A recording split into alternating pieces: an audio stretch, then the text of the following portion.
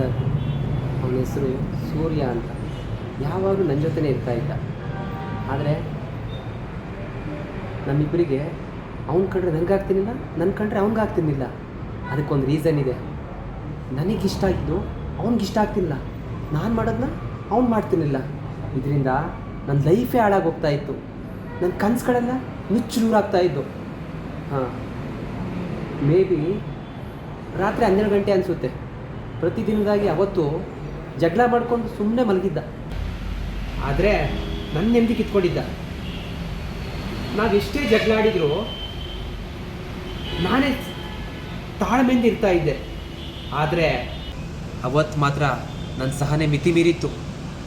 ಇವನಿದ್ರೆ ನಾನು ನೆಮ್ಮದಿಯಿಂದ ಇರೋದಕ್ಕಾಗಲ್ಲ, ನನ್ನ ಕನಸುಗಳೆಲ್ಲ ನೆನೆಸಾಗಲ್ಲ ಅಂತ ನನಗೆ ಗೊತ್ತಾಗೋಯ್ತು.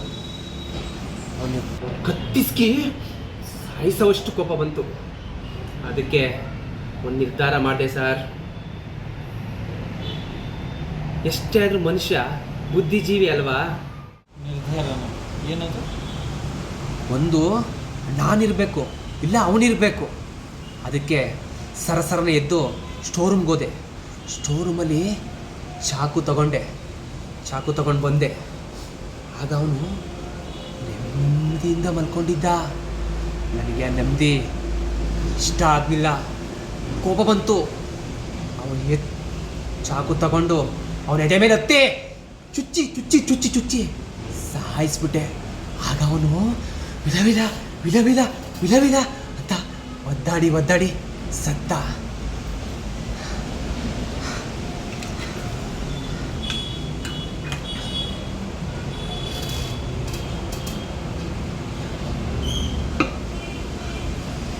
ಆಗ ನನ್ನ ಮನಸ್ಸಿಗೆ ನಿರಾಳ ಆಯಿತು. ಆಕಾಶದಲ್ಲಿ ತೇಲದಷ್ಟು ಸಂತೋಷ ಆಯಿತು ಸರ್. ನೀನು ಕೊಲೆ ಮಾಡಿದ್ದು ಯಾರು ಅಂತ ನಿಂಗೆ ಗೊತ್ತಾ? ಹಾಂ ಸರ್, ಗೊತ್ತು. ಸರಿಯಾಗಿ ನೋಡು, ಇವನೇ ನೀನು ಕೊಲೆ ಮಾಡಿದ್ದು. ಹಾಂ ಸರ್, ಇವನೇ ನಾನು ಕೊಲೆ ಮಾಡಿದ್ದು.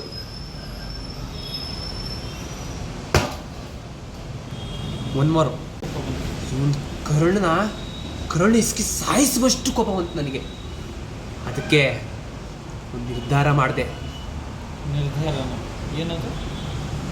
ಒಂದು ನಾನಿರಬೇಕು, ಇಲ್ಲ ಅವನಿರಬೇಕು. ಅದಕ್ಕೆ ಸರಸರನೆ ಎದ್ದು ಸ್ಟೋರೂಮ್ಗೆ ಹೋದೆ. ಸ್ಟೋರೂಮಲ್ಲಿ ಚಾಕು ತಗೊಂಡು ಬಂದೆ. ಆಗ ಅವನು ನೆಮ್ಮದಿಯಿಂದ ಮಲ್ಕೊಂಡಿದ್ದ. ನನಗೆ ಆ ನೆಮ್ಮದಿ ಇಷ್ಟ ಆಗಲಿಲ್ಲ, ಕೋಪ ಬಂತು. ಅವನು ಚಾಕು ತಗೊಂಡು ಅವನ ಎದೆ ಮೇಲೆ ಹತ್ತಿ ಚುಚ್ಚಿ ಚುಚ್ಚಿ ಚುಚ್ಚಿ ಚುಚ್ಚಿ ಸಾಯಿಸ್ಬಿಟ್ಟೆ. ಆಗ ಅವನು ವಿಧ ವಿಧ ವಿಧ ವಿಧ ವಿಧ ವಿಧ ಅಂತ ಒದ್ದಾಡಿ ಸತ್ತ.